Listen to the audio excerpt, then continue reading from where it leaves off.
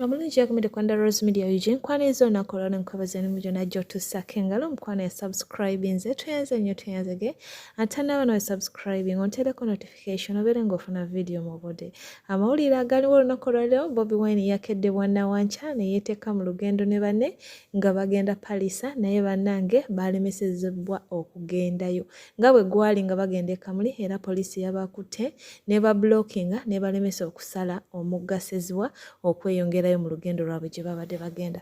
Kakati no bano bayimbudde abapoliisi abawanvu n'abampi ne babeeraawo ku lutindo era ne balemesa emmotoka za Bobi Wine okugenda. Kakati no bo kye basazeewo kudda emabega balabe nga basobola okuyita e Kasawo side naye nayo basanze baba blockinze bwe lutyo olugendo lw'e Palisa ne luba nga lufudde. Beezoobye ne poliisi naye ng'ekirungi wano tewabaddewo bulumbaganyi nga bwe bwali nga bagenda e Kamuli awali n'omuntu eyafiiramu n'abamawulire abaalumizibwa. Kakati no ku luno tewabaddewo nnyo bulumbaganyi bw'amaanyi wabula baalemesebwa okugenda era nga gye bugendedde olw'eggulo Bobi Wine avuddeyo n'atuwa ekiwandiiko oba n'akola press conference n'abulira bannayuganda nti bamugambye taddamu kukola nkuŋŋaana ekintu ekyeraliikiriza bannayuganda kubanga babadde bamusuubira mu bifo eby'enjawulo olunaku olw'enkya ne wiiki ejja wabula bamugaanyi okuddamu okutwala enkuŋŋaana z'embuno agende azikolere mu nsiko. Bobi Wine agambye kino tekisoboka amateeka ge bataddewo makakali kubanga tasobola kukolera mu nsiko ng'abalala bo bakolera mu bantu era ne bamugamba n'okumugamba nti aleete ennamba y'abantu abagenda okuba nga batendinga nkuŋŋaana zaabwe ekintu ekizibu naye agumizza bannayuganda nti bagenda kusisinkana abapoliisi ku Mande basobole okubeera nga bateesa ku nsonga zino asobole okugenda mu maaso n'entambula ze. Kakati n'abantu ab'enjawulo bavudde ne boogera ku nsonga eno nga Omar Kiseka nga alina by'ayogedde wamu ne mwana mulenzi bwino ku mmeeza naye avuddeyo n'ayogera ku nsonga eno n'agamba nti Bobi Wine lwaki bamugaana okutambula bandimulese n'atambula ng'abalala naye kambi kutere nga babigenze mukwano nawe obeere ng'olabako mukama omulungi akunkumire beera bulungi bayi basebo ne bannyabo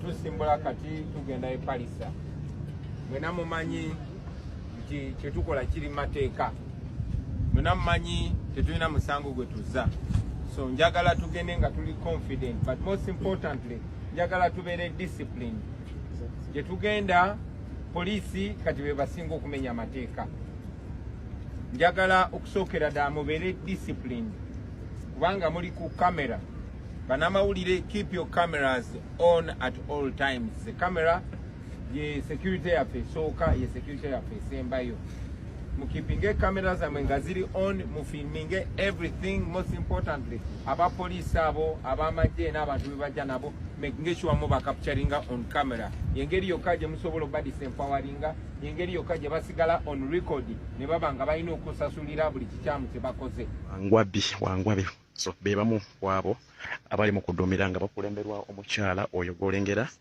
so embeera bwetyo bweri tugaaniddwa tuzibiddwa wablockingiddwa nga tutuuse ku mugasezibwa so gwe muganda wange bwetyo embeera bweri president yoyo ayagala kumanya nsonga ki president ayagala kumanya mbeera ki eri mu kugenda mu maaso gwe omulungi andaba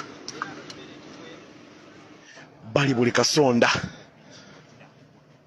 so ekyo kyekiriwo obudde buno tubadde tuli ku mugga gwe batasezibwa bali muleeya abasinga beekwese mu bitoogo so police ekyayiira ddala zikyayiika so obunkenke bwebwo buliwo embeera yeeriwo gwe muganda tubadde tulina okubeera ate e Palisa jjukira nti yesterday twagenze enaggulu ku head office oba headquarters za Uganda Police ne tubakwasa ekiwandiiko ekitukkiriza okuba nga tweyongerayo so president ye waali gwe omulungi ali namanyi kikyebabala so Katonda atusasire nga heavy deployment gy'olengera His Excellency Robert Kyagulanyi Ssentamu aka Bobi Wine yoyo naye waali okubanga atabuuza mbeera ki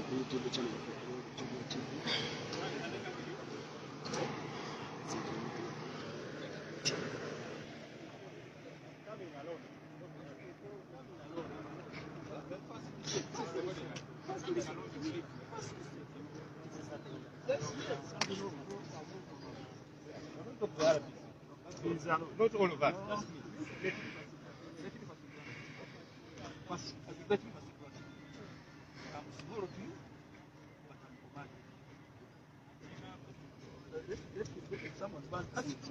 If you are granted them, what's wrong with you?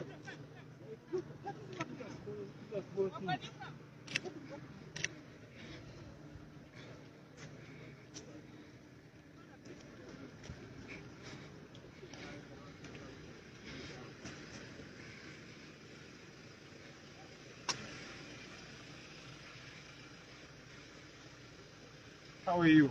I'm okay, Honorable. How are you? Good, thank you. My name is Joel. Ah, good to know me. I'm trying to introduce myself. Who are you, sir? Now that me, I've introduced myself. Probably I think the DPC I- the DPC is the petroleum commander of this state. So the DPC are not the two. Well, That's I nothing much decided you can add on that. I decided to engage a higher ranking officer. I think to the RPC, because I was trying to understand what the DPC told me. Just to give a recap, she asked me for clearance for us from the IGP. She actually first asked me, where are you going? I told her we're going to Paris because we have a mobilization event there. So then she asked me, Madam Sikahwa, for clearance from the IGP. I told her what kind of clearance. Then I educated her about the law, because the law says when we, as a registered political party, have an event like the one we have in Paris, and we write to the IGP, and we wrote to the IGP notifying whoever is occupying that office about our events. We attached a schedule of all the places we're going to be at, all the permissions granted by the venue owners and so on. And we didn't get any formal response, because the law says once you have notified them, then you provide security. She then mentioned the DPC, Madam Sikahwa. She told me where we are going, security is not guaranteed, there might even be stampede. I said, but that's why you people are there to provide security for us and whoever we are going to meet. That's why we notify the IGP. So if it's a concern, because that major concern is... kale nesimu gyali mu kuwuliriza agamba tudduke, ne president agamba tudduke, ndoza bagala mukwatira wali.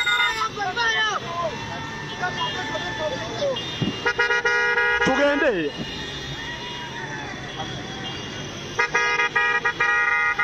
Bayina enteekateeka. batugambye nti bwe tuba twagala okukola enkuŋŋaana zaffe tunazissa mu zihoolo embike oba mu bifo eby'abantu abagere nga biri munda mu nnyumba. Ne twebuuza lwaki abalala basinkanira bantu mu bisaawe, lwaki ffe tetukkiriza kusinkana bantu mu bisaawe. Batusabye n'ekyo kiri very unserious, si kya kintu kikulu. Batugambye nti tulina okubawa ennamba y'abantu be tusuubira okujja mu nkuŋŋaana zaffe. Mwena nga bwe mumanyi bassebo ne bannyabo, tugenda kubala tutya abantu, tugenda kusuubira abantu 10 oba 20 oba 100 oba 100. Abawagizi baffe bali mitwalo, tugenda bateeka mu luumu ki oba mu holo ki embike gye bagenda okujyamu. Naye ate era bino tebabisaba bantu balala. Bagenze maaso mu baluwa gye batuwandikidde ne bagamba nti abalala bonna bonna tebabagaana kuba nkuŋŋaana zaabwe kuba bagoberera amateeka.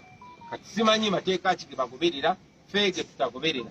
Kubanga enkuŋŋaana zaabwe bazikuba mu lwatu, bazikuba mu lukale, bazikuba mu bisaawe, ate tewali abakuba ku mukono. Twagala okukimakinga clear nti tetuwakanya mitendera girina kugobererwa nga bakuba enkuŋŋaana. Kyetuwakanya bwe busosoze, kyetuwakanya kwe kubeera enkuŋŋaana zaffe eziri mu mateeka ate nga balala bali mateeka. So batuwandi mu bbaluwa eyo batusabye abakulembeze baffe babasinkane ku Mande bayite mu nsonga eno. Kyetutagaanye era tubadde tulina okubeera, leero batulemesezza okutuuka e Palisa, enkya tubadde tugenda kubeera Tororo, sorry, naye tetugenda genda Tororo. Ne ku Mande tubadde tulina kubeera Mityana, naye tetugenda gendayo paka ku Mande. Abakulembeze baffe bagende basinkane ttiimu y'abapoliisi ku kitebe kya poliisi, bababuulire ensonga zino zennyini zetubabuulira. Ku lwokubiri tugende maaso emukono era ab'emukono mutulinde ku lwokubiri. Naye engeri gye tugoberera amateeka twagadde nnyo okukimakinga clear si ffe bamenya amateeka wabula poliisi yemenya amateeka. Era y'ensonga lwaki tugaanye okulwanagana nabo, tugaanye osindikagana nabo, boka bakole buli kya nsonyi, bakole buli kimenya amateeka. Kasita kamera zammwe kweziri, kasita mulabe ebigenda mu maaso.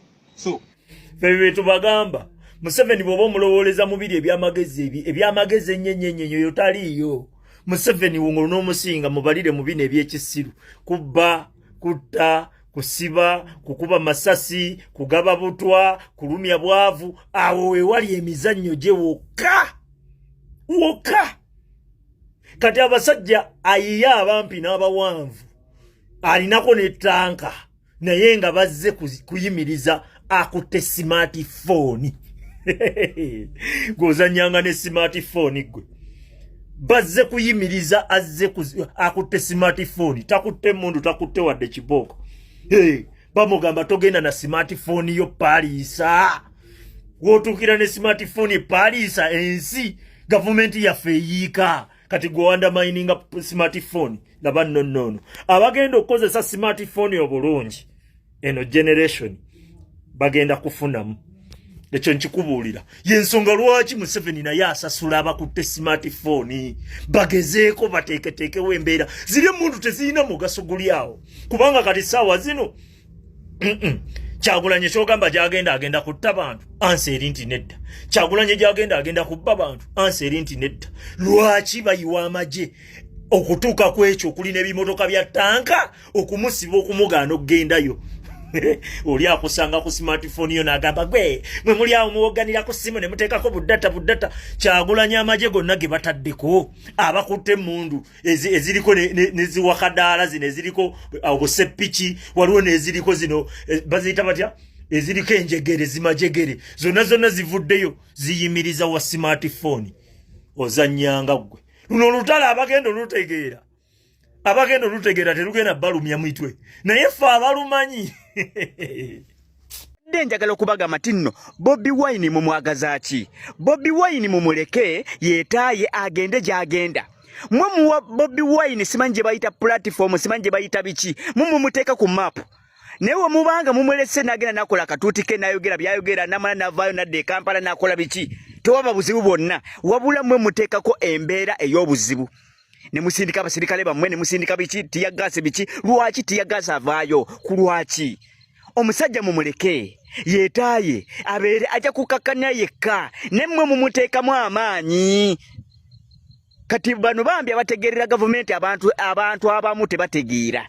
Ekyo nawe kirabibwa n'omuto. Mumuleke yeetaaye kiki? Mumwagaza ki? Mumuleke yeetaaye mumwagaza ki? Obadde